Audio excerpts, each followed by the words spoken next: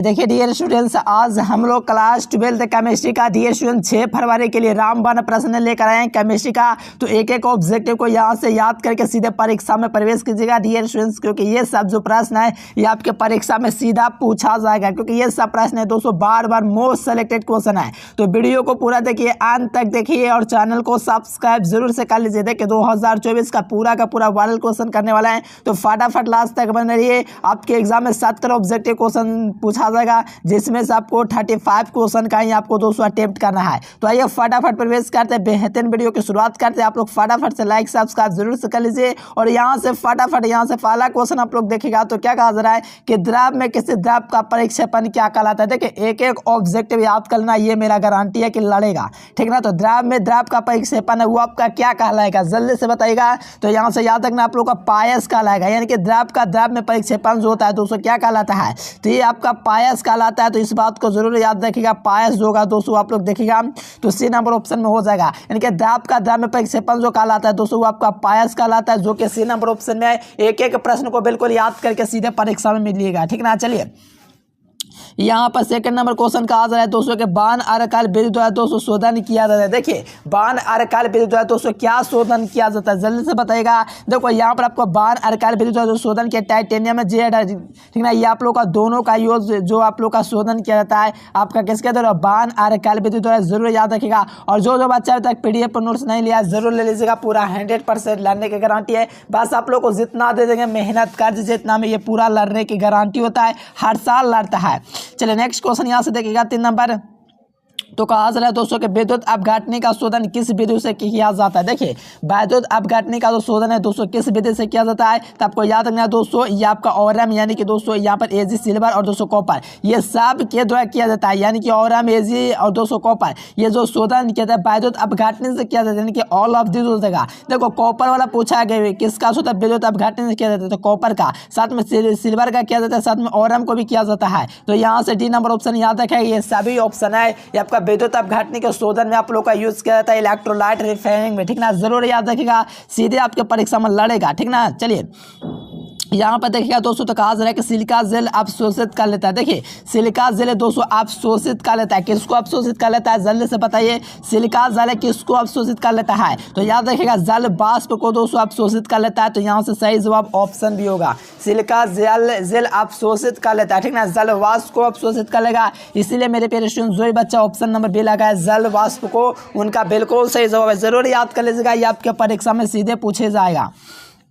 चलिए 5 number question है दोस्तों कि डॉन निष्कासन विधि में प्रयुक्त विधि क्या कहलाते हैं। देखिए डॉन निष्कासन में प्रयुक्त विधि जो कहलाते हैं वो आपका क्या कहलाता है, तो डॉन जो विधि होता है दोस्तों इसमें जो प्रयुक्त होता है वो आपका कौन होता है, तो सोडियम का ही हम लोग डॉन विधि में यूज़ करते हैं, ठीक ना। सोडियम का ही हम लोग डॉन विधि में हम लोग यूज़ करते हैं। तो यहाँ से जरूर याद रखेगा मेरे प्यारे लाल, यानी कि सोडियम निष्कासन में जो प्रयुक्त विधि कहलाती है वो आपका डॉन विधि कहलाती है। और यहाँ से आप लोग को जरूर याद रखना ए नंबर हो जाएगा, डॉन विधि के द्वारा जो किया जाता है सोडियम धातु का निष्कासन किया जाता है। तो ए नंबर आप लोग याद कर लीजिए, आपके परीक्षा के लिए पूरा MVBI क्वेश्चन है। चलिए 6 नंबर क्वेश्चन कहा जा रहा है कि भौतिक अधिशोषण में किस भौतिक अधिशोषण में गैसों के अणुओं के सतह बंधे होते हैं, यानी कि भौतिक अधिशोषण में दोस्तों गैस के अणुओं के सतह कौन सा बंद होता है, तो बताइए कौन सा बंद होता है। तो आपको याद रखना है दोस्तों वांडर वाल्स होता है, कौन होता है, यानी कि भौतिक अधिशोषण में गैसों के अणुओं के बीच बंधा रहता है, तो आपका वांडर वाल्स भरा होता है दोस्तों। इसीलिए आपको ध्यान रखना है बी नंबर आपका राइट आंसर होगा। वांडर वाल्स जो होता है दोस्तों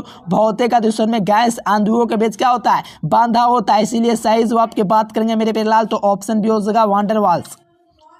चलिए यहाँ से देखिएगा दोस्तों 7 नंबर क्वेश्चन, तो गैसों का ठोस का पर दोस्तों अधिशोषण क्या क्या कारण है, यानी कि गैस का ठोस पर ठोस तथा भौतिक अधिशोषण का जो कारण है उसका रीजन क्या है, जल्दी से बताइएगा। तो देखो इसका एक ही रीजन होता है दोस्तों आपका वांडर वाल्स होता है, यानी कि गैस का दोस्तों ठोस, यानी कि गैस का ठोस तथा पर यहाँ पर आपका क्या होगा भौतिक अधिशोषण का कारण क्या, गैस का ठोस पर भौतिक अधिशोषण का क्या, तो उसका वांडर वाल्स के कारण गैस का ठोस पर भौतिक अधिशोषण क्वेश्चन होता है, ध्यान रखिएगा ऑप्शन सी इसका सही जवाब होगा।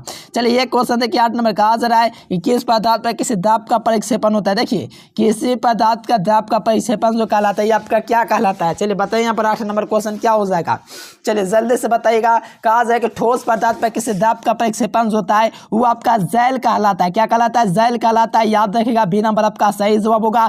ठोस पदार्थ पर किसी दाब का जो प्रक्षेपण कहलाता है वो आपका जैल कहलाता है, क्या कहलाता है डियर स्टूडेंट्स, तो जैल कहलाता है, जरूर याद रखिएगा। ये आपके सीधे परीक्षा में पूछा जाएगा, ये सब प्रश्न हर एक क्वेश्चन का यहाँ से याद करके जाइए। देखो भौतिक अधिशोषण की क्रिया कहाँ पर होती है, देखिए भौतिक अधिशोषण की जो क्रिया होती है वो आपका कक्ष ताप पर होता है, कहाँ पर होता है, कक्ष ताप पर, तो ऑप्शन ए इसका सही जवाब होगा। चलिए अपमार्जक को क्या कहा जाता है, ध्यान दीजिएगा, अपमार्जक को क्या कहा जाता है, बताइए यहाँ पर क्या हो जाएगा, पेज एक्टिवेशन कहा जाता है कि नहीं, पेस्ट सक्रियन कहा जाता है, यानी कि अपमार्जक में क्या होता है, साउंड वगैरह होता है। देखिए अपमार्जक जो होता है दोस्तों इसको हम लोग पृष्ठ सक्रियन कहेंगे, ठीक ना। तो इसका सही जवाब की बात करेंगे तो ए नंबर इसका राइट आंसर होगा। बहुत ही मस्त क्वेश्चन लेकर एक एक क्वेश्चन याद कर लीजिएगा, ठीक ना। और जरूर क्विज भी लगाएगा, क्विज आपको कैसे लगाना ये भी हम आपको बताएंगे, और पीडीएफ नोट जरूर लेना है, नीचे आपको नंबर दिख रहा है उस नंबर पर कॉल करके जरूर लीजिएगा। वीडियो को पूरा देखिए, लास्ट में आपको क्विज बताएंगे कैसे आप लोग को क्विज लगाना है, गूगल में आपको एजुकेशन लेक्चर लेकर के क्विज लगाना है, लास्ट में बताएंगे। चलो द्रव स्नेही कोलाइड कौन है, देखिए द्रव स्नेही जो कोलाइड है वो आपका कौन है, ठीक ना। तो यहाँ पर आपका जो आपका द्रव स्नेही कोलाइड जो होता है दोस्तों वो आपका जिलेटिन होता है, कौन होता है, जिलेटिन होता है, वो आपका दोस्तों कोलाइड जो होता है द्रव स्नेही होता है, कौन होता है, जिलेटिन होता है, द्रवस नहीं होता है, जिलेटिन स्टार्च गोंद ये सब हम आपको पहाड़ों के बढ़िया से द्रवस नहीं लाइफ फिलिक के बारे में, ठीक ना, जरूर याद रखिएगा। देखो स्वादिक विचलन क्षमता किस में पाया जाता है, देखो स्वादिक विचलन क्षमता है दोस्तों वो आपका हीलियम में पाया जाता है, किस में पाया जाता है, हीलियम में जो होता है दोस्तों स्वादिक विचलन क्षमता पाई जाती है, ये जरूर याद रखिएगा। हीलियम में जो है स्वादिक विचलन क्षमता पाई जाती है, इसीलिए मेरे प्यारे लाल ए नंबर आप लोग जरूर याद रखिएगा। विचलन में जो है वो आपका दोस्तों सबसे ज्यादा विचलन क्षमता पाई जाती है। चलिए सबसे प्रबल अम्ल कौन है, देखिए निम्नलिखित में से कौन सबसे प्रबल अम्ल है, 14 नंबर क्वेश्चन लगाइए, सबसे प्रबल अम्ल कौन है, तो याद रखिएगा Bl3 जो होता है दोस्तों ये आपका सबसे प्रबल अम्ल है। चलिए सबसे प्रबल अम्ल जो होता है वो आपका Bl3 होता है। सही बच्चे वीडियो को लाइक जरूर करेंगे और चैनल को भी सब्सक्राइब करेंगे जो बच्चे पहली बार जुड़े हैं। तो देखो सबसे प्रबल जो होता है आपका अम्ल जो होता है वो आपका Bl3, यहाँ से देखिएगा ऑप्शन नंबर डी। चलिए समुद्री घास में देखिए समुद्री जल में पाए जाने वाला तत्व कौन है, यानी कि the element found in the दोस्तों सी वाटर इज, बताइएगा समुद्र जल में पाए जाने वाला जो तत्व होता है वो आपका कौन होता है। तो देखो समुद्री जल में जो पाए जाने वाला जो तत्व होता है दोस्तों वो आपका आयोडीन होता है, क्या होता है, आयोडीन होता है। तो यहाँ से जरूर याद रखिएगा आयोडीन, और यहाँ से मिला ये ऑप्शन नंबर सी इसका राइट आंसर हो जाएगा आयोडीन।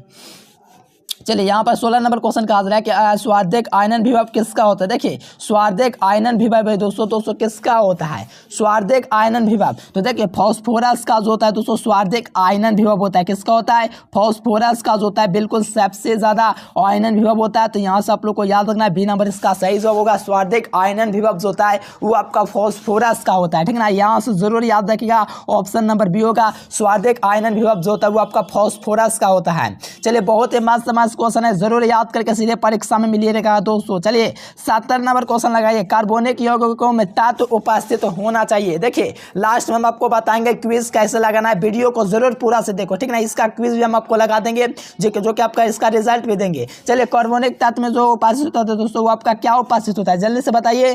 तो याद रखना इसमें आपका कार्बन उपस्थित होता है, यानी कि कार्बनिक यौगिक में जो तत्व उपस्थित होता है वो आपका कार्बन उपस्थित होता है। तो यहाँ से आप लोग को बी नंबर याद रखना है कार्बन, ठीक ना, यानी कि कार्बनिक यौगिक कोई भी आप लोग देख लो जो कंपाउंड जो होगा दोस्तों ऑर्गेनिक होगा उसमें कार्बन ही पाया जाएगा। चलिए 18वां नंबर क्वेश्चन है कि किसका बंधन सबसे अधिक होता है। देखिएगा सबसे जो बंधन होता है दोस्तों सबसे अधिक किसका होता है, तो याद रखिएगा मेरे प्यारे स्टूडेंट्स Bf3 जो होता है इसका बंधन सबसे ज्यादा होता है, सबसे बड़ा होता है, हाईएस्ट बॉन्ड होता है किसका, तो बंधन जो होता है दोस्तों Bf3 का जो होता है सबसे बड़ा बॉन्ड होता है, ठीक ना। यहाँ से आप लोग को सी नंबर याद कर लेना है क्योंकि सीधे आपके परीक्षा में लड़ने वाला क्वेश्चन हम आपको शुरू से बोलने के लड़ेगा। चलिए देखिए RNA में पाया जाने वाला भाषण क्या है, देखो कि DNA होता है एक RNA में, DNA में थायमिन बास में और वो RNA में यूरासिल बास में। तो यहाँ से सही जवाब ऑप्शन सी पर टिक कीजिए, ठीक ना, जरूर याद रखिएगा। यानी कि केवल RNA में जो पाए जाने वाला जो भास्म होता है वो आपका यूरासिल होता है, कौन होता है, यूरासिल। और यहाँ से मेरे फिलहाल ऑप्शन नंबर सी में आपको मिल जाएगा, जरूर याद रखिएगा, ठीक ना, जरूर याद रखिएगा।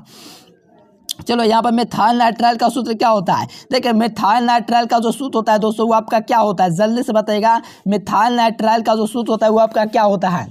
देखो ये मिथाइल नाइट्राइल जो होता है दोस्तों CH3NC जो होता है ये आपका मिथाइल नाइट्राइल होता है, ठीक है ना। तो यहाँ से आप लोग देखिएगा तो ऑप्शन ए में मिल जाएगा। मिथाइल नाइट्राइल का सूत्र CH3CN होता है। देखो ये किसी मिथाइल नाइट्राइल का सूत्र होता है, लेकिन इसमें जो होता है उल्टा होता है, इसमें NC पहले आता है, ठीक ना। ये आपका इथाइल आपका ये वाला भी नहीं होगा, तो आप लोग को याद रखना है ए नंबर। नेक्स्ट क्वेश्चन देखिएगा यहाँ पर 21 नंबर क्वेश्चन, क्लोरोमीथेन के अभिक्रिया अमोनिया से कराने पर क्या होता है। यानी कि क्लोरोमीथेन की अभिक्रिया दोस्तों अमोनिया से कराएंगे तो क्या बनेगा, ध्यान दीजिएगा। क्लोरोमीथेन यानी कि दोस्तों क्लोरोमीथेन की अभिक्रिया जो हम लोग कराएंगे, क्लोरोमीथेन यानी कि आप लोग जब अमोनिया कराएंगे दोस्तों तो इससे आपका क्या बनेगा, तो आप लोग का याद रखना एथेनेमिन बनेगा। क्या बनेगा डियर स्टूडेंट्स, क्या बनेगा, तो याद रखना एथेनेमिन बनेगा। तो सही जवाब की बात करेंगे तो ए नंबर इसका राइट आंसर होगा, जरूर याद कर लीजिए। चलिए नेक्स्ट क्वेश्चन यहाँ से कहा जा रहा है 22 नंबर, कैल्शियम फॉर्मेट को गर्म करने पर बनता है। देखिए कैल्शियम फॉर्मेट को गर्म करने पर क्या बनता है, जल्दी से बताइए। कैल्शियम फॉर्मेट को गर्म करेंगे तो क्या बनेगा, जल्दी से बताइए। फॉर्मल्डिहाइड या एस्टल्डिहाइड, फॉर्मल्डिहाइड बताएगा। इसका चैट बॉक्स में बहुत बार आपको बताए हैं। कैल्शियम फॉर्मेट को गर्म करेंगे तो क्या बनेगा, जरूर बताएगा मेरे पेशेंट। आपके आंसर का इंतजार रहेगा, जरूर से जरूर नीचे चैट बॉक्स में फटाफट चैट कर दीजिए। देखो यहाँ पर प्राइमरी अमीन होता है, एक सेकेंडरी अमीन होता है, दोनों याद कर लेना, आपको एग्जाम में पक्का एगो पूछेगा। देखो प्राइमरी अमीन क्या होता है, सिंगल बॉन्ड NH2 होता है, और प्राइमरी अमीन कौन, सेकेंडरी अमीन क्या होता है, सिंगल बॉन्ड NH होता है, ठीक ना। ये आपका सेकेंडरी बॉन्ड है और ये आपका प्राइमरी बॉन्ड है। तो ऑप्शन क्या होगा, बी नंबर इसका सही जवाब होगा। प्राइमरी अमीन का जो क्रियाशील बॉन्ड होता है सिंगल बॉन्ड NH2 होता है, ये आपका प्राइमरी होता है। सेकेंडरी क्या होता है, सिंगल बॉन्ड NH होता है। जरूर याद रखें मेरे प्रिय स्टूडेंट, ये सीधे आपके परीक्षा में पूछेगा, जरूर याद रखिएगा।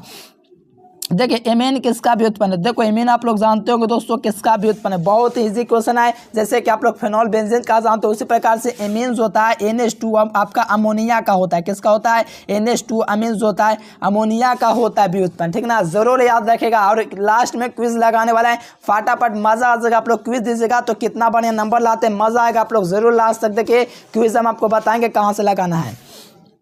चलिए यहाँ पर 25 नंबर क्वेश्चन देखिए, निम्न में से कौन सी धातु दोस्तों विद्युतीय द्वारा दोस्तों निष्कासित नहीं किया जा सकता है। देखिए निम्नलिखित में से कौन सी धातु विद्युतीय विद्युत द्वारा निष्कासित नहीं किया जा सकता है। तो देखो विद्युतीय विद्युत किससे निष्कासित नहीं किया जा सकता है, तो आपको जानना लोहा का दोस्तों विद्युतीय विद्युत द्वारा निष्कासित नहीं किया जा सकता है, ठीक है ना। किसके द्वारा, विद्युतीय विद्युत द्वारा। किसको, तो लोहा को कभी भी निष्कासित नहीं कर सकते, निष्कासन नहीं कर सकते। तो याद रखिएगा सोडियम मैग्नीशियम अमोनियम को कर सकते, लेकिन दोस्तों जो है हम लोग नहीं कर सकते विद्युतीय विद्युत, तो लोहा को नहीं कर सकते हैं। चलिए नेक्स्ट क्वेश्चन देखो, कौन मैग्नीशियम का अयस्क नहीं है। देखिए यहाँ पर बहुत इजी क्वेश्चन है, कौन मैग्नीशियम का अयस्क नहीं है। देखो ये आपका डोलामाइट, ये उसका मैग्नीसाइड, कार्नालाइट, ये सब मैग्नीशियम का, लेकिन जिप्सम क्या ये नहीं है।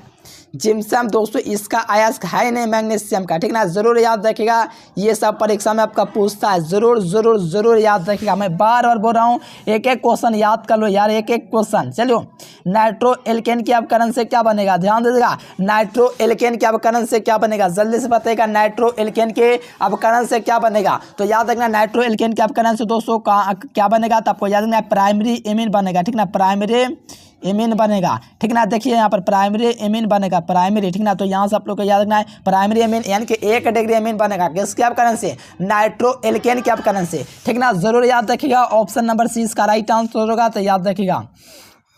चलिए नेक्स्ट क्वेश्चन यहाँ से देखिएगा 228 नंबर, तो सेकेंडरी एमीन में समूह होता है। देखिए सेकेंडरी समूह में कितना समूह होता है, तो याद रखना दोस्तों इसमें जो होता है आपका NH2 होता है, ये आपका सेकेंडरी। देखो यहाँ पर सेकेंडरी में क्या होता है, NH2 होता है, ये आपका सेकेंडरी में होता है, और प्राइमरी में NH होता है। तो ये मत लगाओ अभी, यहाँ पर ये लगाओ ऑप्शन बी। चलिए नेक्स्ट क्वेश्चन यहाँ देखिएगा, इलेक्ट्रॉन स्नेही प्रतिस्थापन के लिए स्वार्थिक क्रियाशील कौन होता है। तो स्वार्थिक क्रियाशील जो होता है वो आपका एनिलीन होना है। एनिलीन क्या होता है, तो मैं आपको फिगर के माध्यम से दिखला देता हूँ। ये आपका एनिलीन होता है, ये आपका क्या है, एनिलीन है दोस्तों, जो कि आपका सीधा किसका होता है, स्वार्थिक क्रियाशील होता है। इसलिए आपको याद रखना ऑप्शन बी एनिलीन।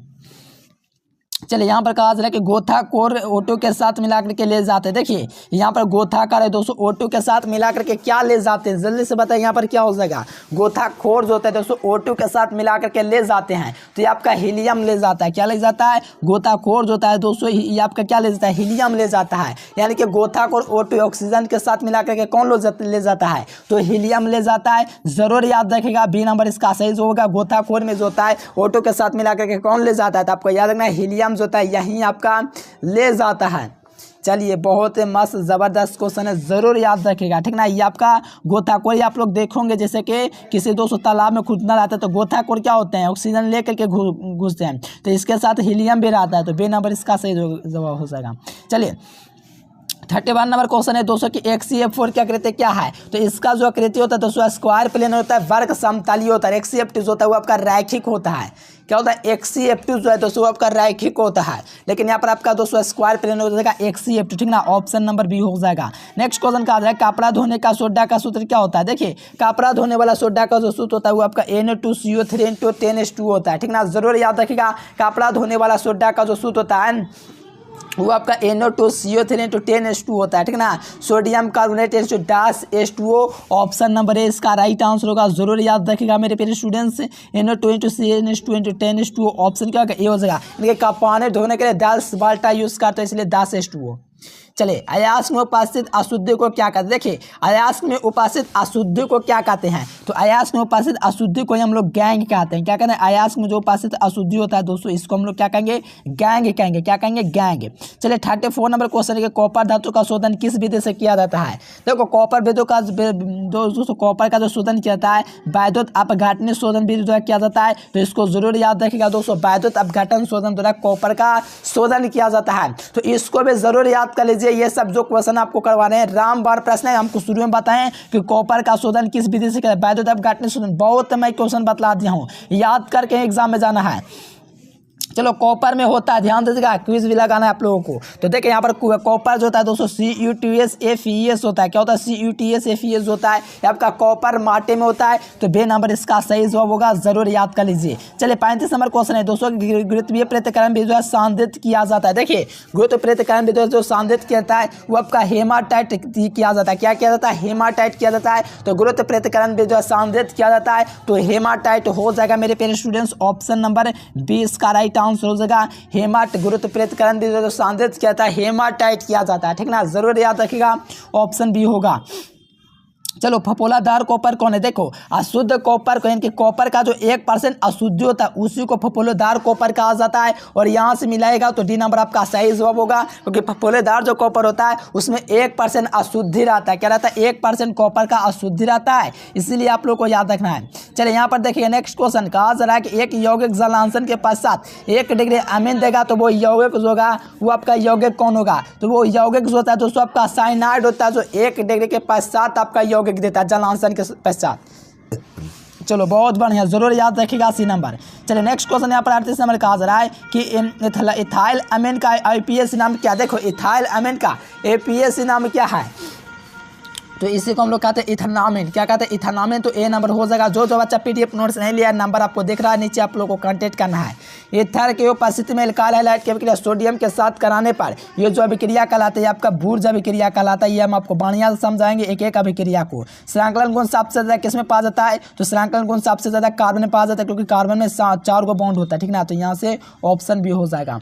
चलिए यहाँ पर देखिए SN1 क्रिया का जो निर्माण होता है दोस्तों उसका क्या है, तो कार्बोधनायन क्या होगा, कार्बोधनायन लगाएगा, संक्रमण क्या होगा। चलिए क्लोरोफॉर्म का ऑक्सीजन के साथ अभिक्रिया कराएंगे तो आप लोग का जो बनने वाला यौगिक होगा वो आपका फॉस्जीन होगा। क्या होगा, फॉस्जीन होगा। जरूर याद रखिएगा। और जो बच्चे अभी तक PDF नोट्स नहीं खरीदे हैं जरूर ले लीजिए, 100% सर्च करना है। आइए मेरे प्यारे स्टूडेंट्स, आपको गूगल ओपन कर लेना है, यहाँ से आपको सर्च कर देना है एजुकेशन लेक्चर। देखिए क्विज लगाने के लिए आपको क्या करना है, गूगल ओपन कर लेना है मेरे प्यारे स्टूडेंट। थोड़ा सा ध्यान दीजिएगा, क्विज आपको लगाना है ना, तो आपको क्या करना है, गूगल ओपन कर लेना है। थोड़ा सा देखिए, मैं इसको डेस्कटॉप साइड पर कर लेता हूँ, ठीक ना। देखो इसको मैं क्विज लगाने के लिए क्या करना है आप लोग को, क्विज लगाने के लिए आपको गूगल में एजुकेशन लेक्चर सर्च करना है। एजुकेशन लेक्चर सर्च करोगे तो नीचे वेबसाइट आएगा, नीचे वेबसाइट दूदू का आएगा, एक वेबसाइट दूदू का आएगा दोस्तों। तो यहाँ पर ये वाला वेबसाइट से आपको क्विज लगाना है। ध्यान दीजिएगा, educationlecture.in लिखा रहेगा, इस पर आप लोग को क्लिक कर देना है। देखिए जब इस पर आप लोग क्लिक करेंगे तो यहाँ से आप लोग देखिए क्लास 12 हिंदी यहाँ पर आप लोग का लिखा हुआ है, नीचे आप लोग का रेड मोड लिखा हुआ है, रेड मोड पर आप लोग क्लिक कीजिए। थोड़ा सा नीचे नीचे देखिए यहाँ पर आपका क्विज स्टार्ट है। देखिए स्टार्ट के ऑप्शन पर क्लिक कीजिए, यहाँ पर अपना नाम दीजिए, ठीक ना। यहाँ से अपना पूरा नाम दीजिएगा, ये नहीं कि आधा नाम देंगे तो हम लोग का पता चलेगा दोस्तों क्या हमारा नाम है, तो वैसा नहीं होता। नाम है देख करके यहाँ आपका हम चेक करेंगे, ठीक ना। तो आप लोग को क्या करना है, नाम पूरा देना है, ठीक ना। तो यहाँ से मैं नाम दे दिया। पृथ्वी के चुंबक के पर नमन कोण का मान कितना होता है, तो मेरा 90 डिग्री होता है। तो यहाँ पर 90 डिग्री पर क्लिक करूंगा, तो यहाँ पर नेक्स्ट करूंगा, फिर आएगा दोस्तों कि भागत ये तो आ जाएगा। चलिए ये देखिए आपका विद्युत चुंबक कितना चाल क्या होता है, सभी माध्यमों के लिए सभी तीव्रताओं के लिए। जो भी आपको आंसर लगे दोस्तों आप लोग लगा दीजिएगा इस प्रकार से और नेक्स्ट कर दीजिएगा। लास्ट में आपका रिजल्ट ये बताएगा कितना % आया। सो आप लोग भाई गूगल पर सर्च कीजिए एजुकेशन लेक्चर और क्विज लगाइए। आज के फिलहाल इतना है। Thanks for watching this video. जय हिंद, वंदे मातरम।